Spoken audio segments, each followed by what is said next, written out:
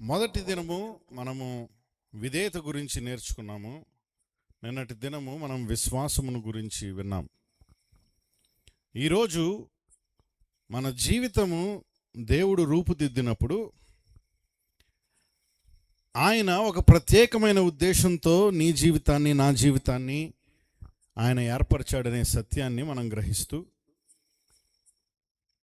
ఆయన నీ పట్ల, నా పట్ల ఒక మేలైన ఉద్దేశాన్ని కలిగి ఉన్నాడని మనం అంగీకరిస్తూ, ఈ సాయంకాలమందు వినయ హృదయంతో ఆయన్ని సమీపిస్తూ, ఆయన తన ఆత్మ ద్వారా, యేసు రక్తము ద్వారా మన హృదయాల్ని, ఆత్మలను ఆయన మార్గంలో నడిపించాలని కోరుకుంటూ ఉన్నాను.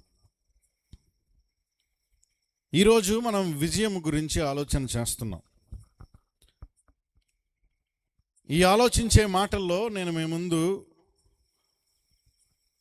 బైబిల్ చరిత్రలో అత్యంత ప్రాముఖ్యమైన కథగా కనబడే నిర్గమంలో నుంచి, నిర్గమకాండంలో నుంచి ఒక ప్రత్యేకమైన అధ్యాయాన్ని మీ ముందు ఉంచడానికి ఇష్టపడతాను. అది ప్రత్యేకత ఎందుకు అనంటే మనం చూసిన తర్వాత మనకు అర్థమవుతుంది.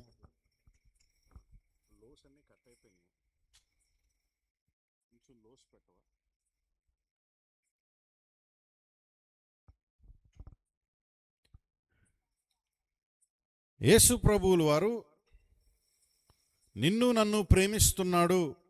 ఆయన నీ పట్ల, నా పట్ల ప్రేమను ఆయన జగత్తుత్పత్తి వేయబడకముందే ఆయన రచించిన రక్షణ గీతము ద్వారా ఏర్పరిచాడు. నీ పట్ల, నా పట్ల ఆయన ఆ గీతాన్ని పాడుతున్నాడు, సిలువుపై పాడాడనే సత్యం మనకు తెలుసు. ఆ ఉన్నతమైన ప్రణాళికలో భాగంగా యేసు ప్రభు మనల్ని రక్షించడానికి ఈ లోకానికి రావడానికి ముందు త్రిత్వమై ఉన్న దైవ సంగమములో తండ్రి అయిన దేవుడు తన ప్రజల పట్ల ఎల్లప్పుడూ సదుద్దేశమునే కలిగి ఉన్నాడు. భారతదేశంలో దేవుడు అనేవాడుగా పిలువబడే అనేక దేవుళ్ళు ఉంటూ ఉన్నప్పుడు దేవుడి దగ్గరికి వెళ్ళి దేవునికి నైవేద్యం అర్పించాలి, దేవునికి అనేకమైనవి ఆయనకి తీసుకువెళ్ళాలి, ఆయన వాటిని స్వీకరిస్తాడు, దేవుడే మనకి ఆస్తి అని భావించేవాళ్ళు లేకపోలేదు. దేవుడికి దగ్గరికి వెళ్ళినప్పుడు ఏదో ఒకటి తీసుకుపోవాలి అనే ఉద్దేశము భారతీయ మంచి సంస్కృతిలో లేకపోలేదు. అయితే బైబిల్లో పిలువబడుతున్న ఈ ఏకరక్షకుడైన దేవుడు ఆయన ప్రజల పట్ల ఒక ప్రత్యేకమైన ఉద్దేశాన్ని కలిగి ఉన్నాడు. ఆయన మనుషుల నుంచి కోరుకునే దేవుడుగా ఆయన తాను పరిచయం చేసుకోవట్లేదు, కానీ మనుషులను తన సొంతగా చేసుకొని మనుషులను ఆయన స్వరూపంలో ఏర్పరిచి ఆయన స్వభావాన్ని వారికి దయచేసి బైబిల్లో ఉన్న ఈ గొప్ప దేవుడు ఏమంటున్నాడో మనం చూద్దాం.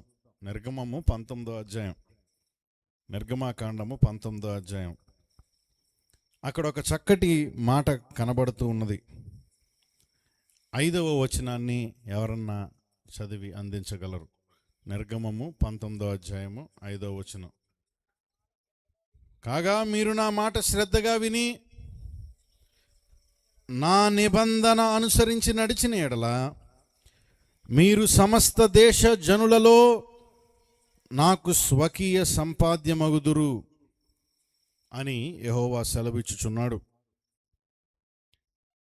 యెహోవా దేవుడు అంటున్న మాట ఏమిటి అంటే, మీరు నేను చెప్పినట్లు శ్రద్ధగా విన్నంత మాత్రాన సరిపోదు, నేను మీ పట్ల నెరవేరుస్తానన్న వాగ్దానము అది చెరగని వాగ్దానము, అది నిబంధన. ఆ నిబంధనను అనుసరించి నడుస్తూ వెళితే మీరు ఎలా ఉంటారంట? మీరు సమస్త దేశ జనులలో ఎలా ఉంటారు? స్వకీయ సాంపద్యముగా ఉంటారు. స్వకీయ సాంపద్యం అంటే సులువైన భాషలో చెప్పాలి అని అంటే ఆస్తి అనండి. ఏంటది? దేవునికి ఆస్తి ఎవరు అని చెప్తున్నాడంటే, మీరు నా మాట శ్రద్ధగా విని నా నిబంధనను అనుసరించి మీరు నడుచుకుంటే, దేవుడు ఏమంటున్నాడు? మీరే నా ఆస్తి. దేవుడు నీ నుంచి కోరుకునేవాడు కాదు, దేవుడు నిన్ను తన ఆస్తిగా మార్చుకునే దేవుడు. ఈ దేవుడు నిన్ను చూచి, నీ విధేయత చూచి ఆనందపడే దేవుడు. నీ సమర్పణ చూచి, నీ నడవడిక చూచి, నిన్ను చూచి ముచ్చటపడే దేవుడు ఈ దేవుడు. వాళ్ళని ప్రేమించి మిమ్మల్ని దేశంలో ఉన్నత ప్రజగా నేను చేస్తాను, మిగతా వారికి నీకు డిఫరెన్స్ ఏంటో నేనే చెప్తాను అన్నాడు దేవుడు. అని చెప్తూ వాళ్ళని ఒక ప్రత్యేకమైన కొండ దగ్గరికి తీసుకొచ్చాడు, ఇశ్రాయేలీల్ని విడిపించి. ఆ కొండ పేరు సీనాయి కొండ. ఆ కొండ దగ్గర వారికి 10 ఆజ్ఞలు ఇచ్చాడు. నీ దేవుడైన యెహోవాను నేను తప్ప వేరొక దేవుడు నీకు ఉండకూడదు. పైనే కానీ కిందే కానీ దేన్ని నువ్వు పూజించకూడదు, చేసుకొనకూడదు, వాటికి మొక్కకూడదు, సాగిలి పడకూడదు. నా పేరుని ఎలా పడితే అలా వాడకూడదు. నా పరిశుద్ధ దినాన్ని ఎలా పడితే నువ్వు అలా నడవకూడదు. తల్లిదండ్రులను సన్మానించాలి, పరుణ్ణి యోగ్యునిగా ఎంచాలి. అందుకే హత్య చేయము, దొంగతనం చేయము, వాడిని వ్యభిచరించము, వాడి దాసించము, వాడి మీద అబద్ధాలు పలకము. దేవుడి ఆజ్ఞలన్నీ ఇచ్చాడు. అది 20వ అధ్యాయం. 21వ అధ్యాయం నుంచి వివరణ ఇస్తున్నాడు. ఇశ్రాయేలీలు ఎలా నడుచుకోవాలి. ఇశ్రాయేలీలు ఈ 10 ఆజ్ఞలు అనుసరించి నడుచుకుంటే సరిపోద్దా? సరిపోదు.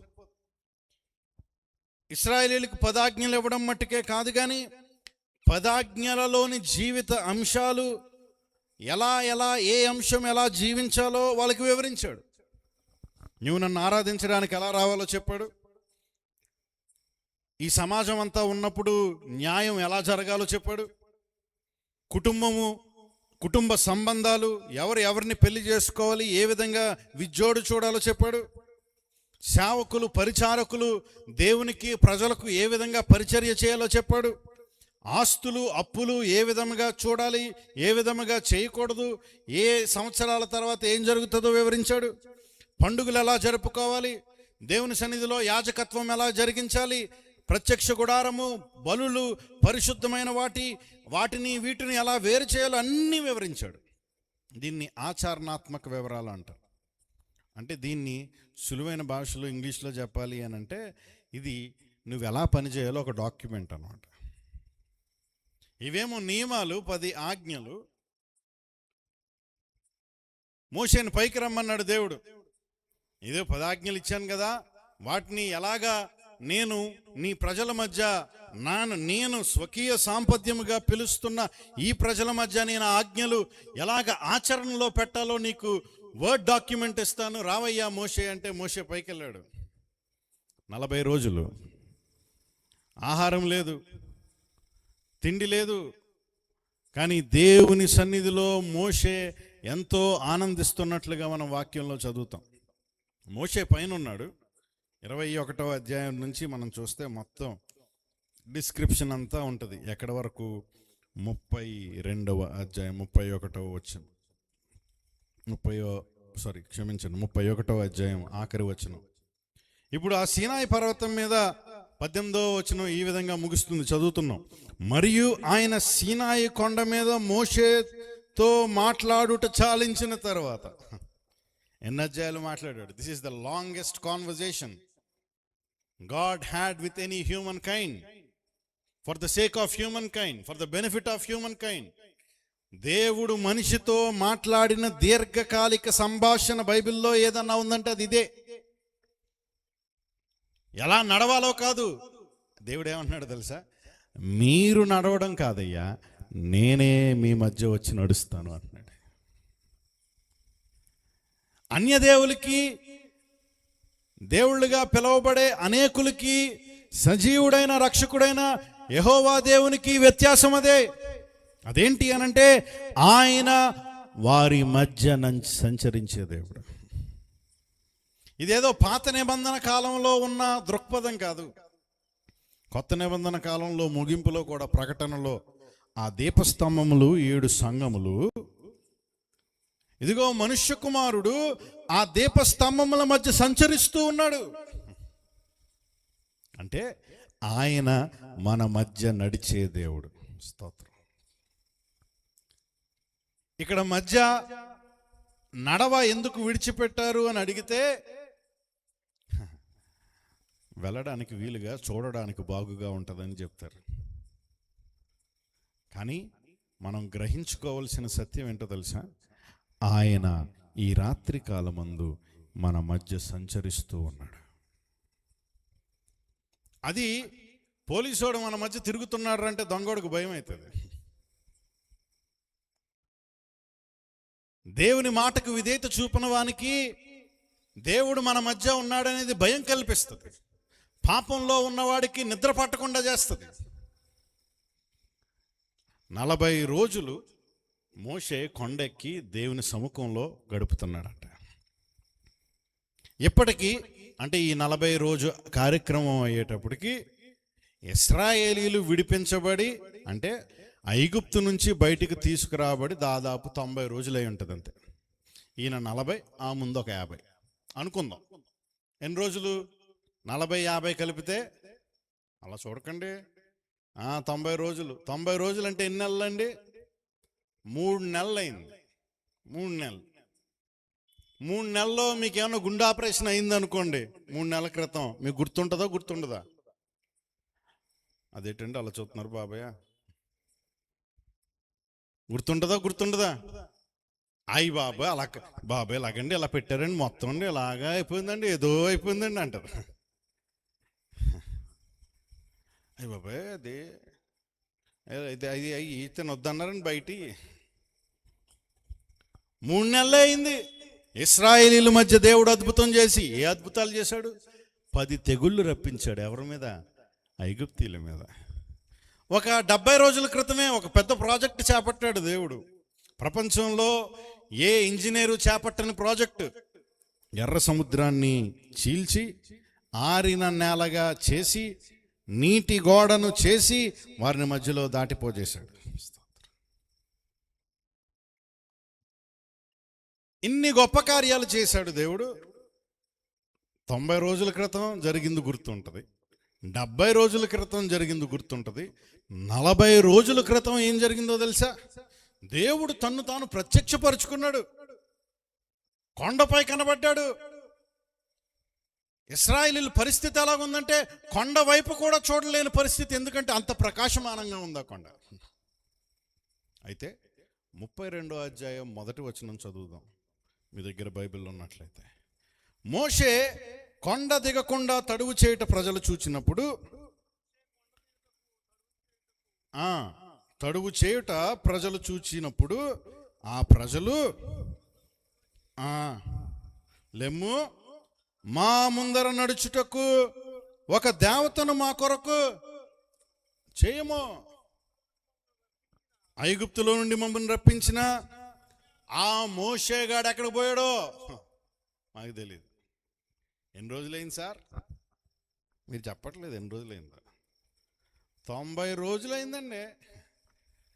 3 మూడులు అంటే ఎన్ని నెలలు అయింది? 3 నెలలు అయ్యేటప్పటికి సార్ నుంచి గాడైపోయాడు మోషే. ఇప్పుడు దాకా సార్ సార్ సార్ అన్నారేమో, మోషేకి భయపడ్డారేమో.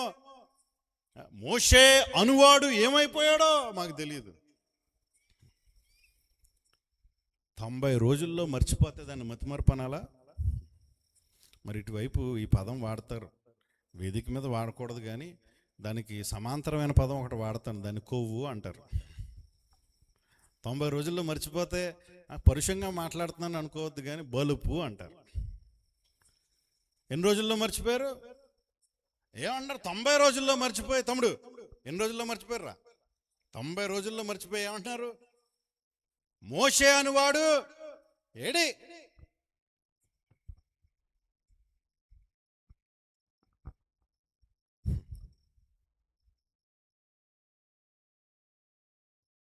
పర్వతం మీద దేవుడు తన పరిశుద్ధ చిత్తాన్ని వెల్లడిపరుస్తూ ఉంటే పర్వతం క్రింద అదే ఒడంబడికను ఉల్లంఘిస్తున్నారు. ఏం కావాలంటే వాళ్ళకి? మా ముందు నడుచుటకు ఒక దేవతను మాకు చేయండి. అది చూసినప్పుడు దేవుడికి భలే కోపం వచ్చింది. చేసి ఏం చేశారంట, ఇప్పుడు అహరోను తయారైపోయాడు. ప్రతి దేవతను ఏర్పరచుకునే గుంపుకు ఒక అహరోను ఉంటాడు. వాడు యెహోవా చేత ఏర్పరచబడిన వాడే, కానీ ప్రజల చేత నడిపించబడేవాడు. జాగ్రత్తగా వినండి ఆ మాట. యెహోవా చేత ఏర్పరచబడిన వాడే, కానీ ఎవరి చేత నడిపించబడతాడు? లేదు. దేవుడికి దగ్గర అవ్వాలనంటే ఈ రాత్రి కాలమందు దేవుడు నీకు గుర్తు చేస్తున్న సత్యం ఏంటి అనంటే, నీవు నీ రాజీతనము నుంచి బయటకు రావాలి. లేకపోతే ఆశీర్వాదం వస్తుంది. ఆయన తన నిబంధన నెరవేర్చు దేవుడు, తన మాటను కాదని వాడు కాడు. ఆయన తన మాటను నెరవేర్చు దేవుడు. కానీ అంటున్నాడు ఏమనంటే, నేను మీతో రాను. 8, 9, 10 వచనాలు. మోషే ఆ గుడారంకు వెళ్ళినప్పుడు ప్రజలందరూ లేచి ప్రతి వాడును తన గుడారపు ద్వారం ముందు నిలిచి, అతడు ఆ గుడారంలోనికి పోవు వరకు అతని వెనుక తట్టు నిదానించి చూచుచుండెను. మోషే ఆ గుడారంలో పోయినప్పుడు మేఘస్తంభం దిగి ఆ గుడారపు ద్వారం ముందు నిలువుగా యెహోవా మోషేతో మాట్లాడుచుండెను. ప్రజలందరూ ఆ మేఘస్తంభం ఆ గుడారపు ద్వారం నిలుచుట చూచి లేచి ప్రతి వాడును తన గుడారపు ద్వారం ముందు నమస్కారం చేయుచుండిరి. ఒక్క మనిషి, జాగ్రత్తగా వినండి, తండ్రులైన వారు, తల్లులైన వారు, సంఘస్థులైన వారు, సంఘ కాపురులైన వారము, మనమందరము గుర్తుపెట్టుకోవాల్సింది ఏంటో తెలుసా? ఒక్క మనిషి దేవుని వైపు నడుస్తుంటే దేశమంతా నిలబడి చూస్తుందండి. ఎక్కడా పాట పాడలేదు, మ్యూజిక్ లేదు, ఆర్భాటం లేదు. మేఘస్తంభం దిగింది. ప్రజలు దూరం నుంచే మేఘస్తంభాన్ని చూచి దేవుణ్ణి ఆరాధించడం ప్రారంభించారు. వాళ్ళు ఒక్క సత్యాన్ని మట్టుకు అర్థం చేసుకుని ఉంటారు. ఈ వచనం వచ్చేటప్పటికి నేను అనుకుంటాను, దేవుని సన్నిధిని తేలికగా తీసుకుంటే చాలా ఖర్చు అవుతుంది, చాలా ఖరీదైనది అని. దేవుని సన్నిధిని అలక్ష్యముగా అలవోకగా తీసుకుంటే దానికి చాలా రుసుము చెల్లించాల్సిన పరిస్థితి మనకు ఏర్పడుతుందని దేవుని పక్షమున నేను నీకు గుర్తు చేస్తున్నాను. నిశ్శబ్దమైనది, ఖరీదైనది, ఇతరులు తాము వెళ్ళలేని చోటికి మోషే వెళ్తున్నాడు. మోషే వెళ్తున్నప్పుడు మనం చూస్తాం తర్వాత వచనంలో, మనుష్యుడు తన స్నేహితునితో మాట్లాడుచున్నట్లు యెహోవా మోషేతో ముఖాముఖిగా మాట్లాడుచుండెను. ఈ ఆశ ఎంతమందికి ఉందో నాకు తెలియదు. దేవునితో నేను ముఖాముఖిగా సమయాన్ని గడపాలి. ఆయన ప్రసన్నత నాకు కావాలి. ఆయన సన్నిధి నా మధ్య ఉండాలి. దేవునితో నేను ఐక్యపరచబడాలి. దేవునితో సహవాసము కలిగి నేను జీవించాలి. ఐక్యత వేరు, సహవాసం వేరు. Unity is different from communion. We are unified with Christ. అందరి ఇళ్లలో మ్యారేజ్ సర్టిఫికెట్ ఉంటుంది, పెళ్ళైన వాళ్ళ ఇళ్లలో. ఎక్కడ ఉంటుంది అది? ఎక్కడ ఉంటుందో కూడా తెలియదు తీసమ్మంటే. మ్యారేజ్ సర్టిఫికెట్ ఒకటి, దినదిన జీవితంలో భార్యతో భర్తతో సంసారం చేయడం ఒకటి, దేవునితో ఐక్యపరచబడడం ఒకటి, దేవునితో ఆయన ముఖాముఖిగా ఆయనతో సమయం గడపడం ఒకటి. ప్రియమైన దేవుని బిడ్డలారా, చాలా బాధ కలిగించే విషయాల్లో ఒకటి ఏంటో తెలుసా? దేవుని సన్నిధిలో సమయం గడపలేని అనేక మంది అబద్ధ బోధకులు తయారవుతున్న దినాల్లో మనం ఉన్నాం. దేవుని సన్నిధిలో, ఆయన ప్రసన్నతలో, ఆయన మహిమ ఎదుట, ఆయన సన్నిధిలో మోకరిల్లి ప్రార్థన చేస్తూ, దేవా నీవు నన్ను దర్శిస్తేనే తప్ప నేను నిన్ను విడిచిపోను ప్రభువా అని ప్రార్థించే తరం గతించిపోయిందా? సేవకుల గురించి అనట్లేదు సుమి, నేను విశ్వాసుల గురించి కూడా అడుగుతున్నాను. నేను మా సంఘంలో చెప్పాను, మీరు రోజుకి అరగంట ప్రార్థన చేస్తే సంఘానికి రండి, లేకపోతే రావద్దు. నీకు కమిట్మెంట్ లేకపోతే నేనేం చేయను? నీకు రోగం వస్తే నేను ప్రార్థన చేయడు. నా దగ్గర ఏమన్నా మ్యాజిక్ వ్యాండ్ ఉందా? మ్యాజిక్ వ్యాండ్ అంటే మంత్రగాడి చేతిలో ఉంటుంది కదా, అబ్దరా అంటాడు వాడు. పాస్టర్ గారి చేతిలో మ్యాజిక్ వ్యాండ్ ఉందా? తల దగ్గర బైబిల్ పెట్టుకుంటే దయ్యాలు పోతాయా? 91వ కీర్తన కంటత పెడితే చీకటి పోతుందా? నీకు తీర్మానం లేకుండా నువ్వు బ్రతుకుతుంటే నేనేం చేయను? తీర్మానం ఉందా క్రైస్తవుడా? యేసు కొరకు జీవించాలి, యేసుతో నేను ముఖాముఖిగా మాట్లాడాలి, ఆయనతో ఐక్యతలోకి రావాలి, ఆయనతో సహవాసములోకి నేను రావాలి. ఆయన పరిశుద్ధతను నేను చూడాలి. సంఖ్యాకాండంలో అంటాడు, నేను స్నేహితుడితో మాట్లాడినట్లుగా నేను మోషేతో ముచ్చటిస్తాను. మోషే నీ ఫ్రెండ్ ఎవరయ్యా అంటే, ఆయన ముఖము తేజో మొహముగా ఉన్న ఆయన ముఖమును నేను చూస్తున్నప్పుడు అది నాకు తృప్తినిస్తుందండి. ఆయనే నా స్నేహితుడు, అది నాకు చాలు. 12వ వచనంలో అంటున్నాడు, అప్పుడు అంటున్నాడు, దేవుడే అంటున్నాడు, మోషే యెహోవాతో ఇట్లనను, చూడుము ఈ ప్రజలను తోడుకొని పొమ్మని. మోషే అంటున్నాడు దేవునితో, అయ్యా నీవు రానని చెప్పావు, నువ్వు రాకుండా నేను అలాగే వెళ్ళగలను ప్రభువా, నువ్వు నాతో మాట్లాడుతున్నావు సరే, ప్రజలను తోడుకొని పొమ్మంటే నువ్వు నాతో చెప్పుచున్నావు, కానీ నాతో ఎవరిని పంపుతావో అది నాకు తెలుపలేదు. తెలపలేదా దేవుడు? అనలేదా? ఏమన్నాడు? ముందు అధ్యాయంలో చూసాం కదా, ఇందాక వచ్చిన వాళ్ళు, నా దూతను పంపుతానన్నాడు. కానీ మోషే తన గొప్పతనాన్ని చూపించుకోవట్లేదు. దేవుడు చెప్పిన మాటలే తిరిగి దేవుడికి జ్ఞాపకం చేస్తున్నాడు. ఏమంటున్నాడు తెలుసా? నీవు అన్నావు కదా ప్రభువా, నేను నీ పేరును బట్టి నిన్ను ఎరిగి ఉన్నాను నీవు, నా కటాక్షము నీకు కలిగిన నీవు చెప్పితివి కదా. దేవుడు చెప్పిన మాట దేవుడికే గుర్తు చేస్తున్నాడండి. నీవే చెప్పావు, నీవే అన్నావు. ఇదే ప్రతి గొప్ప ప్రార్థన యొక్క రహస్యము. ఇదే ప్రతి గొప్ప ప్రార్థన యొక్క రహస్యం ఏంటో తెలుసా? మన వాగ్దానాలపై కాదు, నూతన సంవత్సరంలో చేసుకున్న తీర్మానాలపై కాదు, దేవుని చెరగని మాటను దేవునికి గుర్తు చేయడమే గొప్ప ప్రార్థన విజయ రహస్యం అని గుర్తు చేస్తూ ఉన్నాను. దేవా నువ్వు చెప్పావు కదయ్యా, నువ్వు అన్నావు కదయ్యా. ఏమంటున్నాడంట? అయ్యా నువ్వు వెళ్ళమని చెప్తున్నావు, కానీ నాతో ఎవరిని పంపుతావో అది నాకు తెలపలేదు. నేను నీ పేరును బట్టి నిన్ను ఎరిగి ఉన్నానన్నావు. మోషే మోషే అని 2 సార్లు పిలిచావు కదా, నా పేరు తెలుసు అన్నావు కదా, నా కటాక్షము నీకు కలిగినదని చెప్పావు కదా. కాబట్టి అంటున్నాడు 13వ వచనంలో, కాబట్టి నీ కటాక్షము నా ఎడల కలిగిన ఎడల. అబ్బా క్లాసిక్ వర్డ్స్ అండి, రాసుకోవాలి, కంటత పెట్టాలి మనం. కాబట్టి నీ కటాక్షము నాకు కలిగిన ఎడల, నీ కటాక్షము నా ఎడల కలుగునట్లు దయచేసి నీ మార్గమును నాకు తెలుపుము, అప్పుడు నేను నిన్ను తెలుసుకొందును. చిత్తగించుము, ఈ జనము నీ ప్రజలే కదా. అయ్యా నీ కటాక్షము నాకు కలిగినట్టే సరిపోతుంది. నీ కటాక్షము నాకు కలిగిన ఎట్లా అని ఆపేశాడా? దాని తర్వాత ఏమంటున్నాడు? నీ కటాక్షము నాకు కలుగునట్లు. నాకు కలిగిందయ్యా కటాక్షము. I found favour in your sight, but that is not enough. అది సరిపోదు. నీ కటాక్షము నా ఎడల కలుగునట్లు ఏం చెప్పమంటున్నాడు?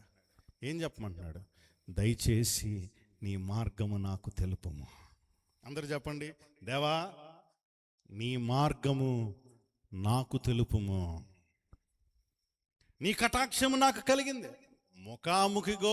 ముఖాముఖిగా మాట్లాడడం కంటే ఇంకెక్కువ కటాక్షం ఉంటుందండి అయ్యగారు? చెప్పండి. విశ్వాసులు సంవత్సరాలుగా వస్తున్న వాళ్ళు చెప్పండి, ముఖాముఖిగా మాట్లాడడం కంటే ఎక్కువ కటాక్షం ఏమన్నా ఉంటుందా? కానీ మోషే దాంతో తృప్తి చెందట్లేదండి. మోషే అంటున్నాడు, దేవా నేను నీతో ముఖాముఖిగా మాట్లాడడం కాదు, నేను నీతో దర్శనం కలిగి ఉండడం కాదు, నేను నీ కొండపైకి వచ్చి నేను నిన్ను నేరుగా నిన్ను చూడడం మట్టుకే కాదయ్యా, నీ కటాక్షము నాకు ఇంకా కలగాలి, నీ మార్గములు నాకు తెలియాలి.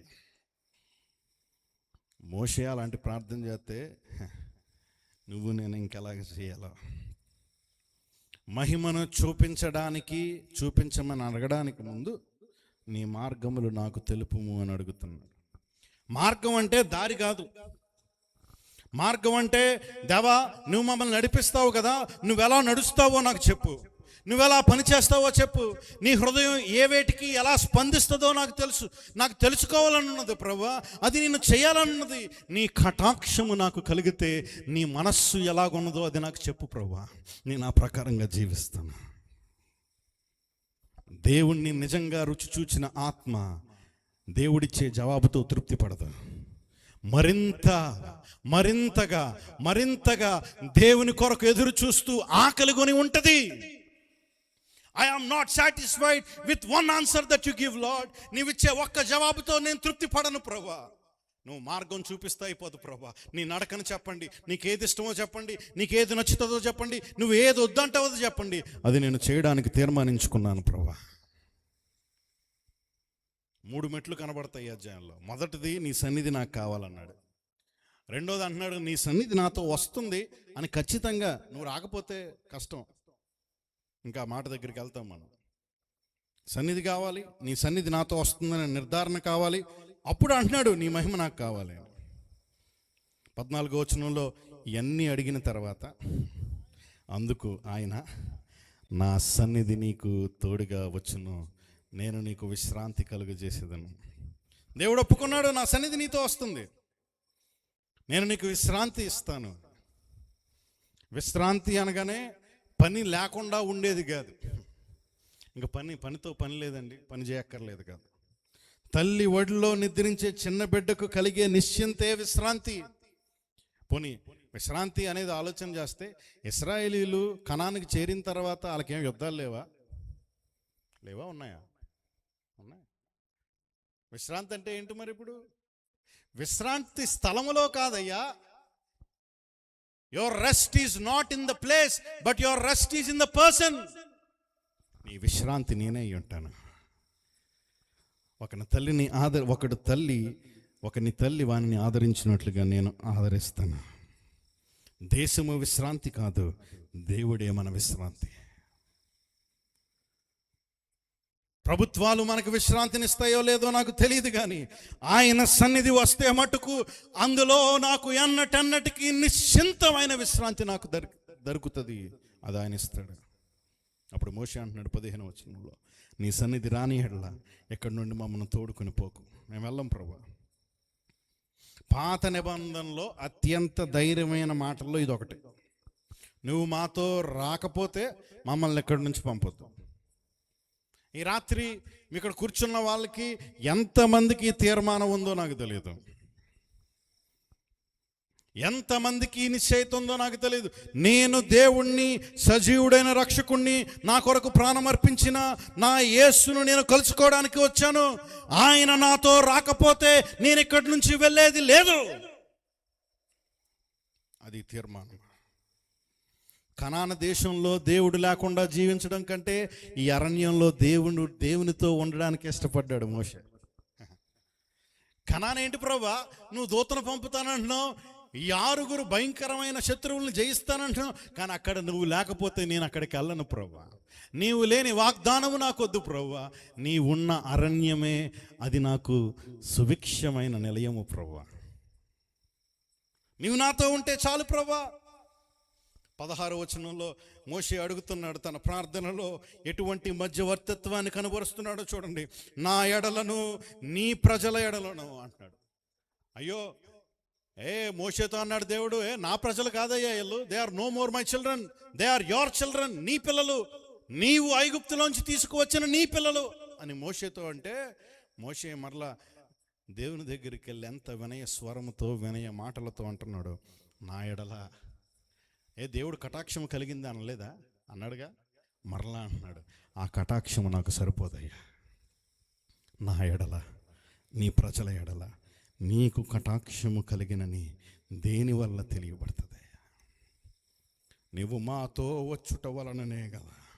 ప్రియమైన దేవుని బిడ్డలారా, ఈ రాత్రి దేవుని కటాక్షము నీకు కలిగినదని ఎలా తెలియబడుతుందో తెలుసా? నువ్వు ఇక్కడి నుంచి వెళ్తున్నప్పుడు సజీవుడైన దేవుణ్ణి నీవు కలిగి వెళ్ళుట ద్వారానే. ఆయనతో నువ్వు వెళితే ఆయన కటాక్షము నీకు కలుగుతుంది. అట్లు మేము అనగా, మరలా అంటున్నాడు చూడండి, అట్లు మేము అనగా నేనును నీ ప్రజలయ్యా. నువ్వేంటయ్యా నా ప్రజలు అంటున్నావు? వీళ్ళు నీ ప్రజలయ్యా, నీ స్వకీయ సాంపత్యమయ్యా, భూమి మీద ఉన్న సమస్త జనుల నుంచి ప్రత్యేకింపబడదుమని ఆయనతో చెప్పాను. మిమ్మల్ని ప్రశ్న అడుగుతాను. ఇశ్రాయేలీల్ని, నేటి క్రైస్తవుల్ని, చుట్టూరు ఉన్న అనేక జనాల నుంచి, ఇతర జనాల నుంచి ప్రత్యేకంగా చేసింది ఏమిటి? ధర్మశాస్త్రమా? న్యాయ విధుల? చరిత్ర? కాదు. క్రైస్తవుణ్ణి లోకాన్ని వేరు చేసేదేంటో తెలుసా? క్రైస్తవ సంఘాన్ని ప్రపంచాన్ని వేరు చేసేదేంటో తెలుసా? వారి దేవుని సన్నిధి వారి మధ్య ఉన్నది, సజీవుడైన దేవుడు వారి మధ్య నడుస్తున్నాడనే సత్యమే. నీకు బయటోడికి డిఫరెన్స్ ఏంటంటే వాడికి దేవుడు ఉన్నాడో లేడో వాడికి తెలీదు, మనం తెలుసుకుందామన్న కనబడదు. కానీ క్రైస్తవునికి ఉన్న భరోసా ఏంటో తెలుసా? ఆ దేవుడు మన మధ్య సంచరిస్తూ ఉంటాడు. ఆయన సంఘములో సంచరిస్తాడు, కుటుంబంలో సంచరిస్తాడు, నీ వ్యక్తిగత జీవితంలో సంచరిస్తాడు. నీ ఒంటరి సమయంలో కూర్చుని ప్రార్థించడానికి, నీవు మోకాళ్ళు ఉన్నప్పుడు నిన్ను దర్శించడానికి వస్తాడు. That makes a Christian unique. అదే క్రైస్తవుని ప్రత్యేకత కలిగిన వాడిగా చేస్తుంది. వారితో నడిచిన దేవుని సన్నిధి. ఇప్పుడు సంఘాన్ని ప్రత్యేకంగా చేసేది ఏంటి సార్? మా చర్చిలోనండి, ఏసీ చర్చ్ అండి మాది. మీది ఏసీ చర్చేనండి? మా చర్చిలోనండి 20 లక్షలు పెట్టి యాంప్లిఫైర్ కొన్నారండి. యాంప్లిఫైర్ కొన్నారంటాడు. మిక్చర్ కొన్నారండి, 20 లక్షలు పెట్టండి. సంఘాన్ని ప్రత్యేకంగా చేసేది భవనాలు కాదు, టెక్నాలజీ కాదు, ప్రతిభ కాదు. క్రైస్తవ నాయకుడిగా పిలవడే సంఘ కాపరికున్న వాక్చాతుర్యం కాదు. దేవుని సన్నిధి ఆ సంఘము మధ్యలో ఉన్నప్పుడు అదే ఆ సంఘాన్ని ప్రత్యేకంగా ఉంచుతుంది. అది ఏ సంఘమైనా కానీ.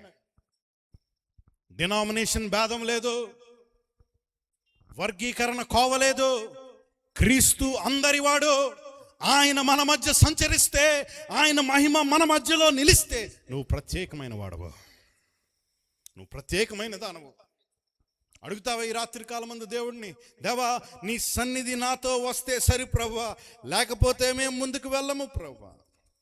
17వ వచనం చూద్దాం. కాగా యెహోవా నీవు చెప్పిన మాట చొప్పున చేసేదను, నీ మీద నా కటాక్షం కలిగినది, నీ పేరును బట్టి నిన్ను ఎరుగుదునని చెప్పగా నీవు చెప్పిన. ఎంత గొప్ప దేవుడు అంటే, ఇంట్లో నీ కొడుకు నీకు వచ్చో సలహా ఎత్తే, రే నీకేం తెలుసు అంటావు.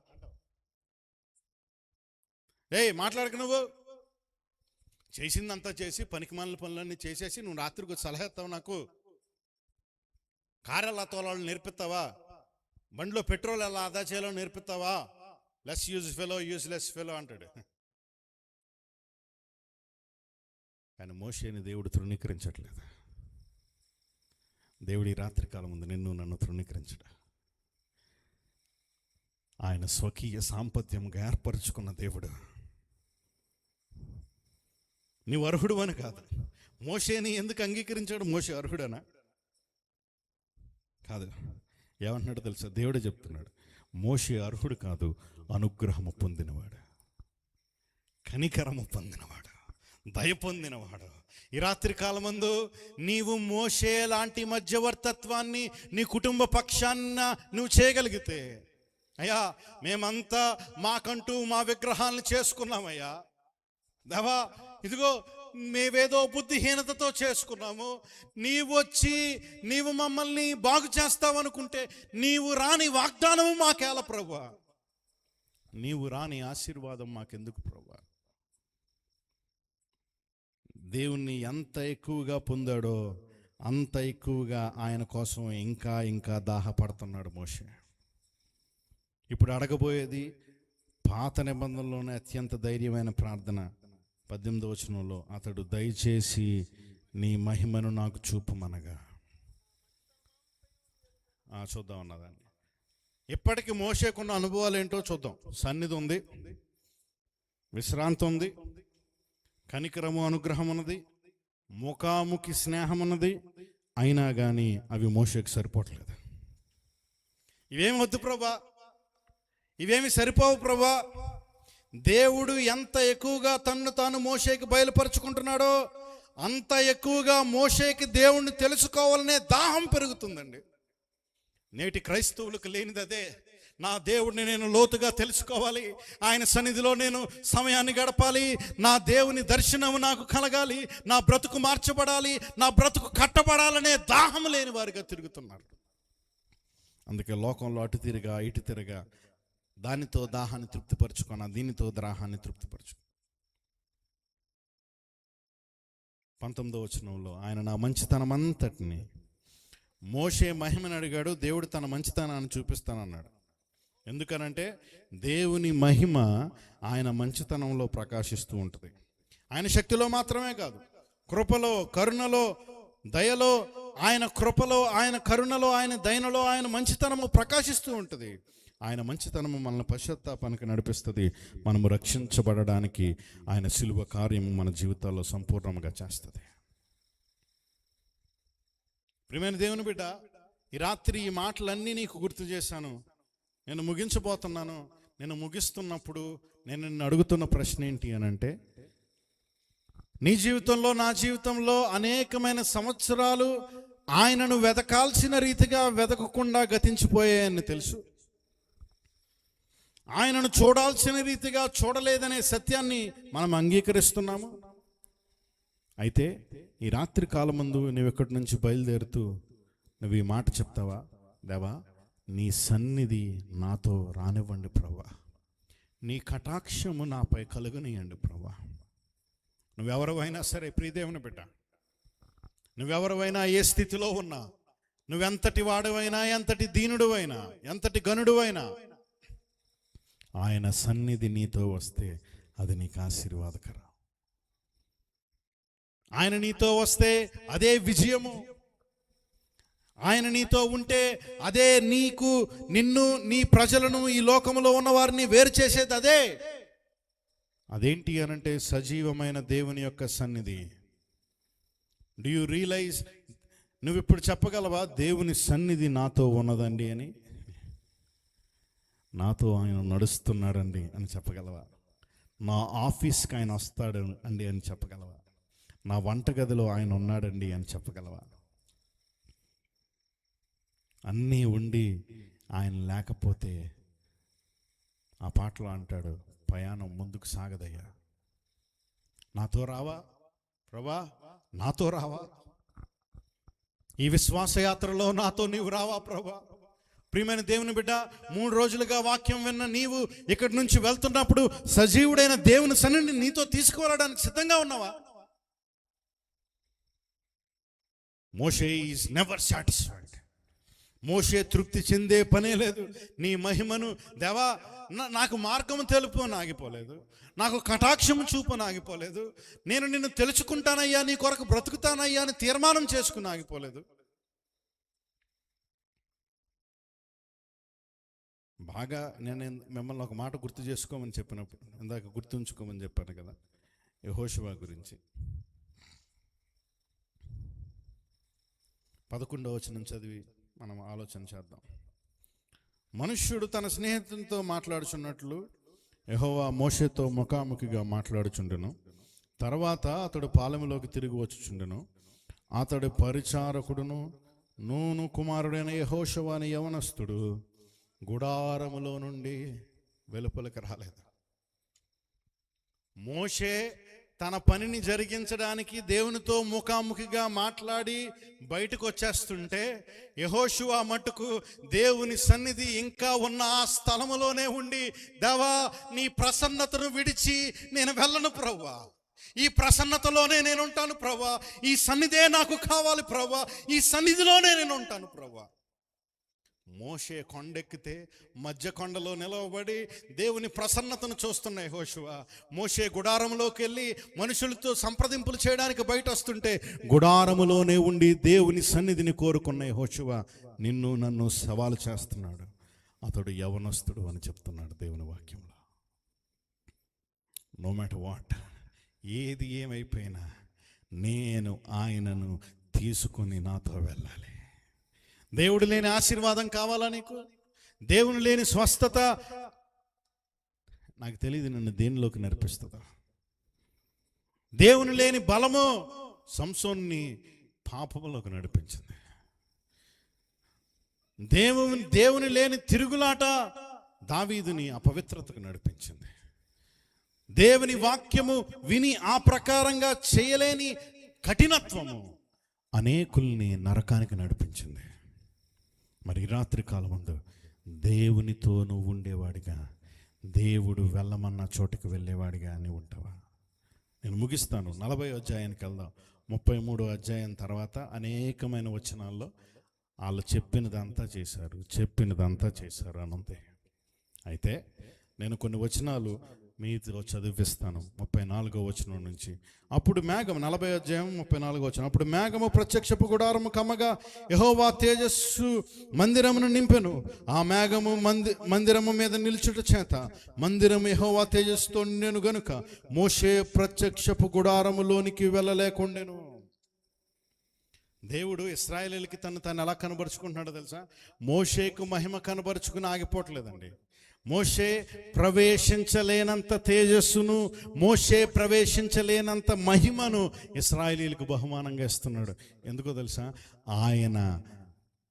వారిని ఆయన స్వకీయ సాంపద్యంగా పిలుస్తున్నాడు. నువ్వు అనుకుంటున్నావు దేవునికి దూరంగా బ్రతికేయగలను. లేదు. నీ అరచేతుల్లో, ఆయన అరచేతుల్లో నిన్ను చెక్కుకున్నాడు. ఎక్కడికి పారిపోతావు? నీ మార్గము కాదనుకుని తప్పించుకుని తిరుగుతున్నావా? ఎందులో ఉన్నావో నాకు తెలియదు. తాగుడులో ఉన్నావా, వ్యభిచారంలో ఉన్నావా, డ్రగ్స్లో ఉన్నావా, లేకపోతే ఏ పాపంలో ఇరికించబడి ఉన్నావో నాకు తెలియదు. నిన్ను స్వకీయ సాంపద్యముగా పిలుస్తున్న దేవుడు, తన అరచేతుల్లో నిన్ను చెక్కుకున్నవాడు ఈ రాత్రి కాలము తన సన్నిధిని నీకు ఇస్తానని చెప్తున్నాడు. ఆయన సన్నిధి వచ్చుట చేత మన అపవిత్రత అంతా దూరం అవుతుంది. ఆయన సన్నిధి ఆయన రక్తముతో వస్తుంది. ఆయన సన్నిధి ఆయన సిలువను స్థాపించడానికి వస్తుంది. ఆయన సన్నిధి వచ్చినప్పుడు మనిషి పూర్తిగా రూపాంతరం చెందుతాడు. యెహోవా తేజస్సు ఎంతో ఉన్నతముగా నిలుచుట చేత మోషే ప్రత్యక్షపు గుడారములోకి వెళ్ళలేక ఉండెను. 36వ వచనం చదువుతున్నాను. మేఘము మందిరము మీద నుంచి పైకి వెళ్ళినప్పుడెల్లను ఇశ్రాయేలీయులు ప్రయాణమైపోయి, ఇదే వారి ప్రయాణ పద్ధతి. అందరూ చెప్పండి, ఏంటది? ఇదే వారి ప్రయాణ పద్ధతి. క్రైస్తవుడా, దేవుని కొరకు జీవిస్తున్నవాడా, నీ జీవిత ప్రయాణ పద్ధతి ఇదే అయి ఉండాలి. దేవుని సన్నిధి నీతో వచ్చినప్పుడు నువ్వు వెళ్తావు. దేవుని సన్నిధి రాకపోతే నువ్వు ఇక్కడి నుంచి వెళ్ళవు. ఎక్కడ నుంచే కాదు, ఎక్కడికి వెళ్ళవు. నేను కనానులోకి వెళ్ళాలంటే ఆయన నాతో రావాలి. 37వ వచనం చదువుతున్నాను. ఇదే వారి ప్రయాణ పద్ధతి. ఆ మేఘము పైకి వెళ్ళని ఎడల అది వెళ్ళు దినము వరకు వారు ప్రయాణం చేయకుండిరి. ఇశ్రాయేలీలందరి కన్నుల ఎదుట పగటి వేళ యెహోవా మేఘము మందిరము మీద ఉండెను, రాత్రి వేళ అగ్ని దాని మీద ఉండెను. వారి సమస్త ప్రయాణములలో ఎలాగుననే జరిగెను. దేవుడు ఒక వ్యక్తిని నడిపించాలనుకుంటున్నప్పుడు ఎలాగే నడిపిస్తాడండి. ఎలా నడిపిస్తాడంటే ఆశీర్వాదాలతో ఇచ్చి పంపాడు. ఈ రాత్రి కాలమందు నీవు స్వస్థత పొందాలి అనంటే, నీ పాపము నుంచి విడుదల పొందాలి అనంటే, నీ కష్టము తొలగాలి అనంటే, నీ ఆర్థిక సమస్యలో, ఇబ్బందుల్లో, ఇరకాటములో నీకు జయము కావాలి అనంటే దేవుని సన్నిధి నీతో రావాలి. దేవుని సన్నిధి నీతో రావాలి అనంటే నీవు పాపానికి అంతము అందించాలి. పాపానికి అంతము అందించాలి అనంటే నిన్ను నువ్వు సిలువ ఎదుట తగ్గించుకోవాలి. నిన్ను నువ్వు సిలువ ఎదుట తగ్గించుకున్నప్పుడు తన పరిశుద్ధ రక్తముతో నిన్ను కడుగుతాడు. నిన్ను స్వస్థపరచు యెహోవాను నేనే అని నీకు చెప్తాడు. ఆశీర్వాదం కావాలా? దేవుడు కావాలా? ఇశ్రాయేలీయుల ప్రయాణ పద్ధతి ఇదే. విజయం ఏంటో తెలుసా? ఇశ్రాయేలీయులకి నీ జీవితంలో విజయము, ఇశ్రాయేలీయులకి విజయం ఏంటో తెలుసా? దేవుడు మాతో వస్తున్నాడు అనేదే క్రైస్తవుని యొక్క విజయ కేతనము. దేవుడు వారితో ఉన్నాడనే సత్యమే క్రైస్తవుని యొక్క విజయ నినాదము. క్రైస్తవుడు జయించేవాడిగా బ్రతుకుతాడు. ఎందుకనంటే వారి దేవుడు వారి మధ్య ఉన్నాడు. ఇది నీ అనుభవమా? ఇది నీ అనుభవమా? నేను అడుగుతున్నాను. ఈరోజు ఈ సంఘములో, ఈ రక్షణ వెలుగు సహవాసంలో ఉన్న వారి మధ్య ఈ సజీవుడైన దేవుడు ఆయన సన్నిధిని నిలుపజేసేవాడిగా ఉన్నాడా? మనము మన వస్త్రములు చింపుకొని ఆయన సన్నిధి కొరకు అడుగుతూ, దేవా నీవు మా మధ్య ఉండాలయ్యా, నీవు మా మధ్యకు రావాలయ్యా. నీవు రాకుండా మేము పోమయ్యా. మేము ఒక్క అడుగు కూడా వేయమయ్యా. నీవు మమ్మల్ని కరుణిస్తేనే తప్ప మేము ఇక్కడి నుంచి వెడలిపోమయ్యా అని అడగగలిగిన తీర్మానం నీకుంటే, మోషేతో చెప్పిన దేవుడు, మోషేతో ఏమన్నాడు తెలుసా? నా పేరు యెహోవా, నేను ఎవరిని కరుణిస్తానో వాడిని కరుణిస్తాను, ఎవరి మీద కనికరం చూపిస్తాను వాడిని. That is the definition of నీ పేరేంటయ్యా అని అడిగితే మోషేతో చెప్తున్న జవాబది, నేను కరుణించువాడను. ఈ రాత్రి కాలమందు మన మధ్య నడుస్తున్న దేవుడు మనల్ని కరుణించే దేవుడు, నిన్ను విడిపించే దేవుడు. మరి సమయం తీసుకుని ఆయన సన్నిధిలో ప్రార్థన చేస్తావా? దేవా, నీవు నాతో వస్తే సరి, లేకపోతే నేను ఇక్కడి నుంచి వెళ్ళను. తల్ల ఉంచుదాం, ప్రార్థన చేసుకుందాం. తల్ల ఉంచుదాం, ప్రార్థన చేసుకుందాం. దేవుణ్ణి అడుగుదాం. దేవా, అందరూ లేచి నిలవబడండి. మోకరించగలిగిన వారు మోకరించండి. ఇది ఆఖరి దినము, ఆఖరి సమయంలోకి మనం వచ్చాము. దేవా, నీవు నాతో వస్తే సరి. Moses was not satisfied. Moshe తృప్తి చెందట్లేదు. ఈ అనుభవంతో, పశ్చాత్తాపంతో, ఆ దినమందు మారు మనసు పొందిన అనుభవంతో తృప్తి చెందేవాడుగా నేను ఉన్నామా? లేదు ప్రభువా, నాకెక్కువ నీవు కావాలి, నీ సన్నిధి నేను లోతుగా తెలుసుకోవాలి అని హృదయం అంతటినీ తెరిచి ఆయన వైపు చూద్దాము. ఆయన అడుగుదాము, దేవా, నీవు నాతో రండి ప్రభువా, నన్ను కరుణించండి ప్రభువా, నన్ను విడిపించండి ప్రభువా. ప్రతి ఒక్కరం నోరు తెరుద్దామండి. ఈ రెండు చేతులు ఆయన వైపు చాపి, దేవా, నీవు నాతో రండి ప్రభువా, నీవు లేని ఆశీర్వాదాలు నాకొద్దు ప్రభువా.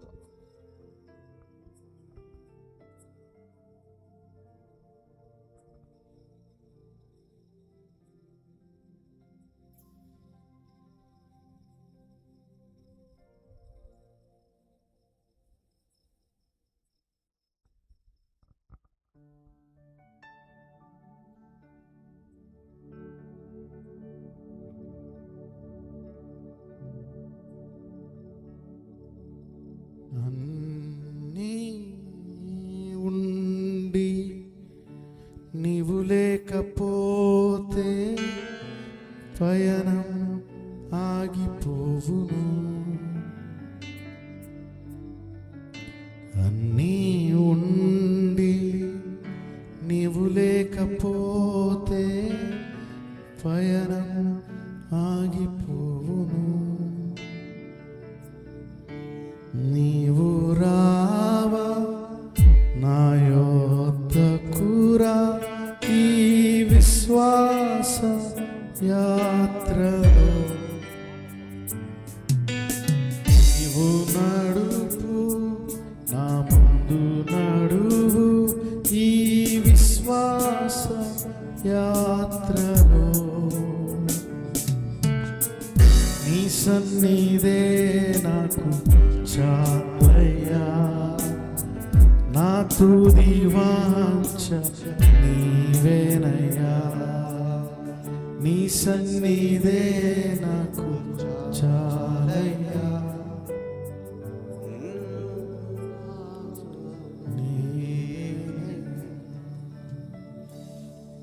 దేవా, నాకు నీవు కావాలి ప్రభా, నీవు నాతో రావాలి ప్రభా అని ప్రతి ఒక్కరూ నోరు తెరిచి అడగండి.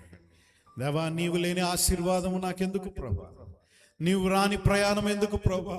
ఇదిగో మోషే అడిగినట్లు నీ మార్గము నాకు తెలుపుము ప్రభా.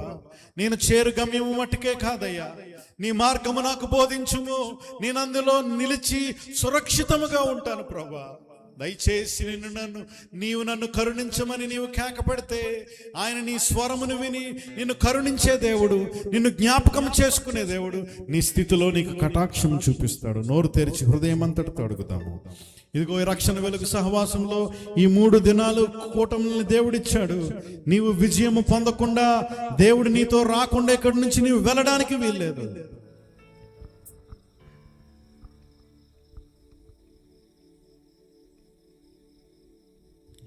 నోరు తెరిచి ప్రార్థన చేద్దాం. ప్రతి ఒక్కరూ నోరు తెరిచి ప్రార్థన చేయండి. ఓ దేవా, నీవు నాకు కావాలయ్యా, నీవు నాతో రావాలి ప్రభా. నీవు నాతో రాకపోతే నాకేమి లాభం లేదు ప్రభా. ఈ మీటింగ్స్ అయిపోయినాయి దేవా, ఈరోజు ఆఖరి దినము ముగించుకుంటాము. కానీ నీవు నాతో రాకుండా నేను ఇంటికి వెళ్ళి ఏం సాధిస్తాను ప్రభా? నాతో రావా ప్రభా. ఓ నోరు తిరుగుతామండి, అందరూ ప్రార్థన చేద్దాము, స్వరమెత్తి ప్రార్థన చేద్దాము. ఇదిగో తీర్పు తీర్చడానికి కాదు గాని వారి మధ్య సంచరిస్తూ వారిని లేవనెత్తడానికి, వారి స్థితిలో వారిని ఆదరించడానికి ఈ సజీవుడైన దేవుడు మన మధ్య సంచరిస్తూ ఉన్నాడు.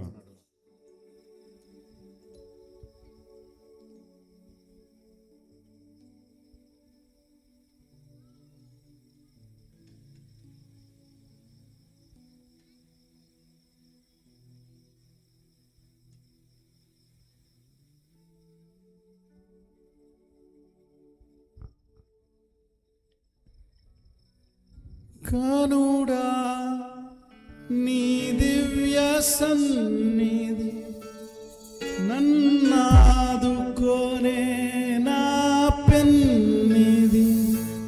కనుడా నీ దివ్య సన్నిధి నన్నాదుకోనే నా పెన్నిధి. నీవే కావాలయ్యా నాతో రావాలయ్యా, నీవే కావాలయ్యా నాతో రావాలయ్యా. యేసు నీవే కావాలయ్యా నాతో కూడా రావాలయ్యా. అడుగుదాం హృదయం అందరితో.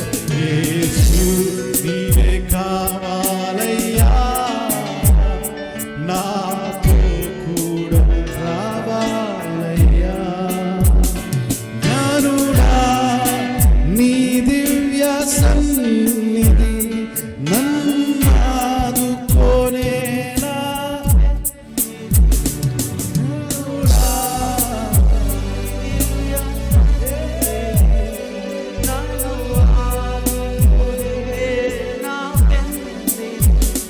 నీవే రావాలయ్యా నాతో రావాలయ్యా, నీవే కావాలయ్యా నాతో రావాలయ్యా.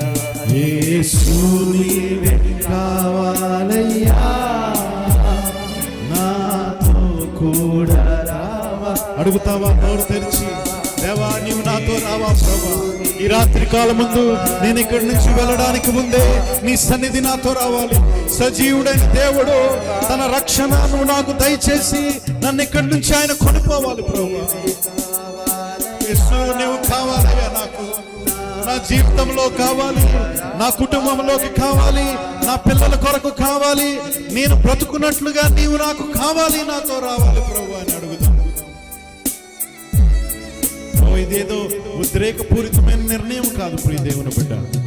ఆయన సన్నిధిలో నీవు హృదయం అంతటితో అడిగితే, ఆయన ఎదుట నీవు యథార్థముగా అడిగితే, మోషే అడిగినట్లు నీవు అడిగితే ఆయన నిన్ను కరుణించి తన సన్నిధిని నీకు దయచేస్తాడు.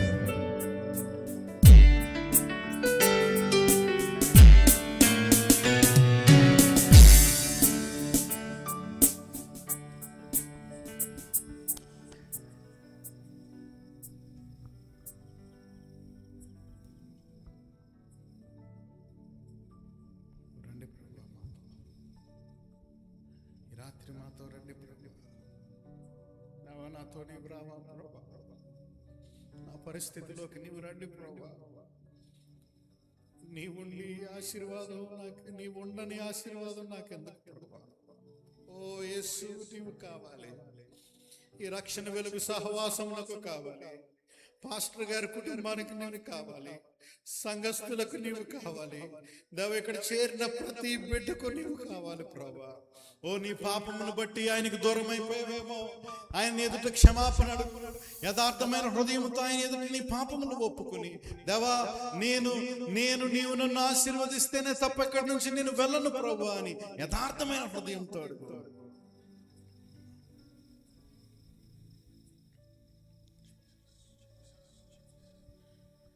ఆయన కూర్చున్న వాళ్ళు కూడా ప్రార్థన చేయండి. పురుషులు మీ స్వరం ఎత్తండి. నీవు మాకు కావాలి ప్రభా. నా స్థితి నుంచి నన్ను మీరు విడిపించండి ప్రభా. దేవా, ఇక నీ కొరకు వ్యతిరేకముగా, నీకు వ్యతిరేకముగా జీవించిన దినములు చాలు. అపవిత్రతలో జీవించిన దినములు చాలు దేవా. డంబములో జీవించిన దినములు చాలు. పాపములో, వ్యభిచారములో, లోకత్వములో, లోభత్వములో జీవించిన దినములు చాలు ప్రభా.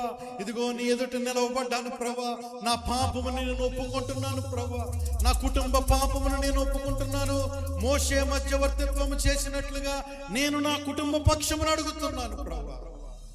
ఓ, నీ బిడ్డ రక్షించబడాలేమో, నీ భార్య రక్షించబడాలేమో, నీ భర్త రక్షించబడాలేమో, నీ కొడుకు రక్షించబడాలేమో, నీ కూతురు విడిపించబడాలేమో. ఆయన నీతో వస్తే, ఈ రాత్రి కాలమందు ఆయన సన్నిధి నీతో వస్తే నీ కుటుంబ జీవితము మార్చబడుతుంది. నీ కుటుంబ సాక్ష్యము కట్టబడుతుంది. అడుగు అడుగు, నోరు తెరిచి అడుగు, యథార్థముగా అడుగు. సజీవుడైన దేవుడు మన మధ్య సంచరిస్తున్నాడనే అవగాహనతో అడుగు.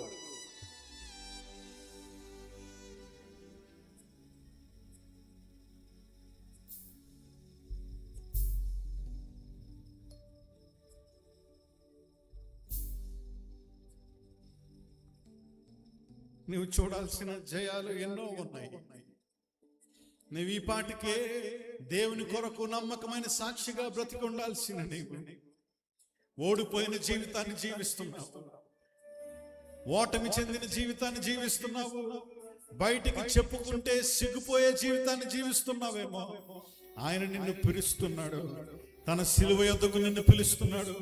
రక్తమోడుతున్న తన హస్తముతో నిన్ను ముట్టడానికి పిలుస్తున్నాడు.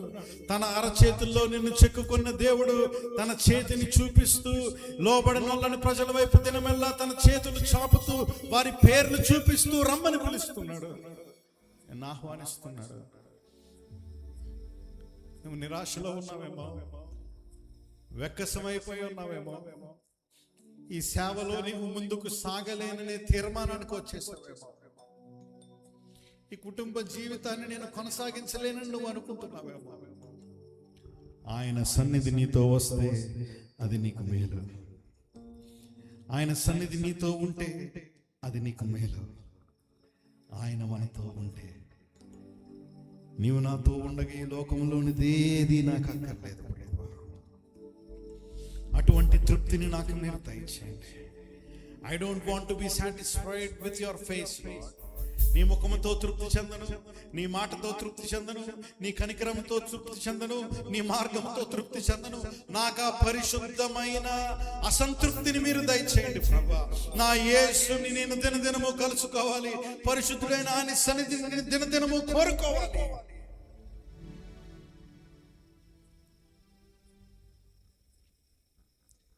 నీ హృదయ స్థితిని యథార్థముగా ఒప్పుకున్నట్లయితే కరుణ చూపించి ఆ దేవుడు నిన్ను రాత్రి కాలమందు ముడతాడు. He will touch, he will lift you, he will heal you. నిన్ను స్వస్థపరుస్తాడు. నీవు ఏ రోగంతో వచ్చినా ఆయన సన్నిధి నీ జీవితంలోకి వస్తే యేసు నామములో ఇక్కడే నువ్వు స్వస్థత పొందుతావు. యేసు నామములో దురాత్మ చీకటి శక్తులు విడిచిపోతాయి. సజీవుడు బలవంతుడైన యేసు నామమును నీవు అంగీకరించినట్లయితే నీ జీవితం నూతన పరచబడుతుంది. ఈ రాత్రి కాలం మంది ఎవరైనా అట్టి తీర్మానంతో, నేను ఆయన యందు విశ్వాసం ఉంచానన్నా, అయ్యా నేను ఆయన యందు నమ్మకం ఉంచాను, నేను నా గత జీవితాన్ని ఎరిగి ఉన్నాను, నేను భయంకరంగా బ్రతికి ఆయనకు వ్యతిరేకంగా జీవించి నా విగ్రహారాధనలో, అపవిత్రతలో నేను జీవించిన దినములు నన్ను ఆయన ఎదుట ఒప్పుకుంటున్నాను. కానీ రాత్రి కాలమందు ఈ ఆఖరి కూటములో ఆయన సన్నిధి నాతో రావాలి, ఆయన నా చెంతకు వచ్చి నన్ను రక్షించాలనే ఆశ కలిగిన వారు ఎవరన్నా ఉన్నట్లయితే మీరున్న స్థలంలోనే మీ కుడి చేతిని చూపించండి. దేవుడు మిమ్మల్ని దీవించునుగాక. యథార్థముగా, ఇదేదో ఉద్రేకపూరితముగా చేసే నిర్ణయం కాదండి. ఒక్కొక్క సంఘములో ఒక్కొక్కలాగా చేస్తారు. నువ్వేదో ఇక్కడ నిలవబడి దేవుని కార్యాన్ని ప్రశ్నిస్తున్నవాడుగా ఉన్నావేమో, దేవుని కార్యం అర్థం కాక ఇదేదో ఉద్రేకపూరితమైన నిర్ణయం అని భావిస్తున్నావేమో. దేవుడు నీతో మాట్లాడుతున్నాడు, ప్రియమైన దేవుని బిడ్డ. నేను కార్యమును జరిగిస్తాను, నేను విడిపిస్తాను, నేను క్షమిస్తాను, నేను నూతన పరుస్తానని చెప్తున్నాను. నీ హస్తమునెత్తి ఆయన అడుగు, ఇంకా ఎవరైనా మీ జీవితంలో ఇంకా యేసు ప్రభుని రక్షకునిగా అంగీకరించకుండా, ఆయనని మీ జీవితంలోకి ఆహ్వానించకుండా, ఆయన ఇస్తున్న ఆశీర్వాదాలను అనుభవిస్తూ, ఆయన ఆయన సన్నిధిని, ఆయన రక్షణను, ఆయన సిలువను, రక్తమును ఇంకా పరిగణలోకి తీసుకొని వారు ఎవరన్నా ఉన్నట్లయితే, యేసు నిన్ను ప్రేమతో పిలుస్తున్నాడు, రక్షించడానికి నిన్ను ఆహ్వానిస్తున్నాడు. ఒకవేళ నీవు ఆయన ఎదురు తీర్మానం చేయకూడతే నీ చేతినెత్తి చెప్పు, దేవా నన్ను రక్షించు ప్రభా, నీవు నాతో రండి ప్రభా, నీవు రాకుండా నన్ను ఎక్కడి నుంచి పోనివ్వద్దు ప్రభా, నీ సిలువ రక్తముతో నన్ను మీరు కడగండి ప్రభా, నా పాపము పోవునట్లుగా నన్ను బాగుగా కడగండి, నా అపవిత్రత పోవునట్లుగా నన్ను శుద్ధి చేయండి ప్రభా అని అడుగు. ఆ పరిశుద్ధుడైన దేవుడు తన పరిశుద్ధమైన రక్తంతో నిన్ను కడుగుతాడు. ఓ దేవుడు నీతో మాట్లాడాడు. ఇంకా ఎవరన్నా ఉన్నట్లయితే మీరు యథార్థముగా ఆయన సన్నిధిలో ఈ మాటలు చెప్పండి. నాతో పాటు ఈ మాటలు చెప్పండి. చేయెత్తిన వారు, ప్రేమ కలిగిన దేవా, నీ సన్నిధి మాతో వచ్చుట చేత మేము ఆశీర్వదించబడతాము. నీవు నా రక్తములను కడుగుట చేత నేను రక్షించబడతాను. నా ప్రాచీన స్థితిని నేను ఒప్పుకొనుచున్నానయ్యా. నా పాపమును సజీవుడైన యేసు రక్తముతో కడగమని అడుగుతున్నాను. ఆయన మరణించి 3వ దినమందు లేచాడని, నా పాపముల నిమిత్తము ప్రాయశ్చిత్తము చెందాడని నా నోటితో నేను ఒప్పుకుంటున్నాను. నన్ను మీరు రక్షించండి, ఆశీర్వదించండి. నీ సన్నిధితో నన్ను ఇక్కడి నుంచి తీసుకొని పోండి. యేసుక్రీస్తు నామమున నా ప్రార్థన అడుగుచున్నాను తండ్రి, ఆమేన్. ఆమేన్. మా యేసయ్య, మా రక్షక, ఎవరెవరైతే వారి జీవితాల్లో తీర్మానాలు చేశారో దేవా, నీ సన్నిధి కలిగి జీవించే కృపను వారి జీవితాల్లో మీరు దయచేయండి. దేవా, నీవు దాటిపోవద్దు ప్రభా, నువ్వు విడిచిపోవద్దు ప్రభా. అన్నీ ఉండి నువ్వు లేకపోతే ఎలా ప్రభా? సమస్తమును కలిగి నీ సన్నిధిని మా ఇంటికి తీసుకువెళ్ళలేకపోతే ఏమి లాభం ప్రభా? ఈ రాత్రి కాలమందు నీవు మాతో రండి ప్రభా, నీ సన్నిధిని మాతో రానివ్వండి ప్రభా. మేము నీ కొరకు జీవిస్తాం. నీ కుటుంబంలో ఉన్న ప్రతి బిడ్డను ఒకసారి జ్ఞాపకం చేసుకో. వారిని యేసు రక్తంలో కడగమన్నాడు, యేసు రక్తంలో కడగమన్నాడు. వారి పాపములు నీవు ఒప్పుకో. మోషేలాగా మధ్యవర్తత్వాన్ని నీవు చేయి. వారి పాపముల నిమిత్తము నీవు దేవుని సన్నిధిలో గోచరు. నీ పిల్లడు రక్షించబడకపోయినా, నీ పిల్ల రక్షించబడకపోయినా, నీ భర్త, భార్య, తల్లిదండ్రులు ఎవరు రక్షించబడకపోయినా, మోషే లాంటి మధ్యవర్తిత్వము చేసే కృపను నాకు మీరు దయచేయండి ప్రభా. దేవ, ఇక్కడ చేరిన ప్రతి బిడ్డను నువ్వు దర్శించండి. నీ ఆత్మ కలిగిన వారిగా నీవు దీవించండి. నీ కొరకు జీవించే కృపలను మీరు దయచేయండి. ఎక్కడి నుంచి వెళ్తుంటుండగా తండ్రి, మాటలతో కాదు, అనేక రకములైన తలంపులతో కాదు, నీవు మాతో వస్తున్నావనే నిశ్చయితతో మేము వెళ్ళగలిగిన కృపను మీరు మాకు దయచేయండి. ఆశీర్వదించండి. ఈ 3 రోజుల కూటాలను బట్టి నిన్ను స్తుతిస్తున్నాను. దాన్ని ఏర్పరిచిన దైవజనులను బట్టి నీకు వందనం. వారు చేసిన వ్యయ ప్రయాసాలను బట్టి నీకు వందనాలు. ఇక్కడ కూర్చున్న వాళ్ళు అనేకులు నీ రాజ్యం కొరకు వారు ఇచ్చిన కొలది సంతోషముగా ఇచ్చిన వారిని బట్టి నీకు వందనాలు. ఆ రాజ్యములో విస్తరించబడడానికి ఆ ఇచ్చిన అర్పణలు వినియోగించే కృపను, జ్ఞానము నీ దైవజనులకు మీరు దయచేయండి. నీ దైవజనుల కుటుంబాన్ని నువ్వు దర్శించండి. 3 బిడ్డలను కాపాడండి. తల్లిదండ్రులను నువ్వు భద్రపరచండి. దేవా, నీ కొరకు నోవహు కుటుంబంగా నీ దైవజనుల కుటుంబం జీవించి ఈ ప్రాంతంలో నిన్ను మహిమపరిచే కృపను మీరు దయచేయండి. ఈ ఇక్కడ ప్రాంగణంలో కూర్చున్న ప్రతి బిడ్డ కూడా యేసు కొరకు నమ్మకమైన సాక్షులుగా వారు జీవించినంత కాలం జీవించే సహాయమును మీరు దయచేయండి. నీవే ఆశీర్వాదములతో నింపి పంపమని మా ప్రభువును ప్రియరక్షకుడైన యేసు క్రీస్తు పరిశుద్ధ నామమున మా ప్రార్థన మిక్కిలి వినయంగా అడిగి వేడుకొంచున్నాము తండ్రి.